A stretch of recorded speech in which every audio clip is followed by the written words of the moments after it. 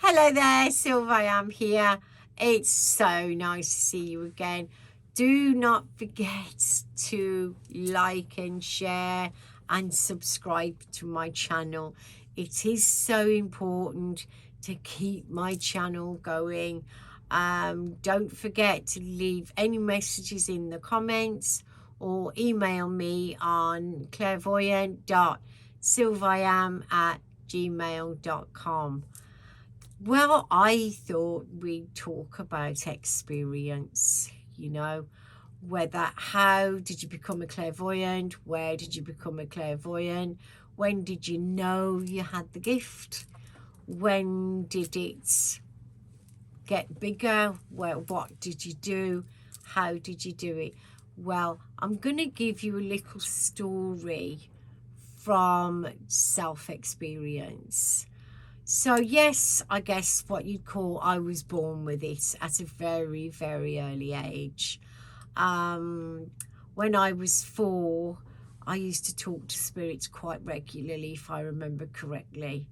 And doors used to open and beds used to bounce up and down. And at first, yes, you can say I didn't understand it because I was very tiny. And then my mom would say, "Who are you talking to?" And I'd say, "The grey lady." The grey lady and me used to go round the house. We lived in a Victorian house. The grey lady, I used to call her the grey lady. She was always looking for her baby. And we'd walk round the house all of the time. And it was later on when I was around about 9. There was an Asian family down the road who used to take their son to school. And he was the one that showed me all about palmistry and all about the afterlife. He talked to me all the time, and it was like what I already knew.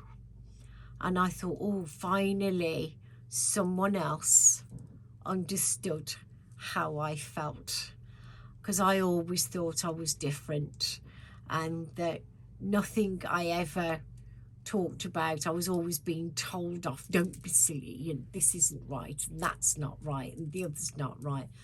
And it got to me feeling that I was just different from everyone else, and it kind of makes you stand apart when you're going to school or you're going with friends or you're going with this. And when you're so young, it kind of makes you feel different.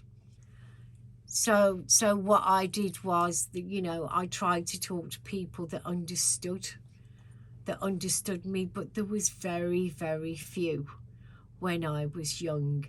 It was incredibly difficult for me to move forward because I'd be talking to adults and they said I would be talking above my age and I'd get into trouble for that. And then I'd get into trouble when they were talking and I said they were a liar.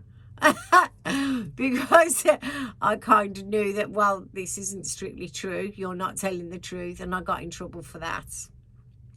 I got in trouble for all sorts of things. And when I used to see flying monkeys flying around the lights and things like that, I got into trouble for that. And then I'd be walking up a country lane and I'd be, as my parents said, I'd be standing there holding somebody's hand that wasn't actually there. Well, they couldn't see them, but I could. And we'd be walking up the road, the country lanes and everything. And to me, it was the most normal thing in the world. But to other people, other human beings, they couldn't see what I could see.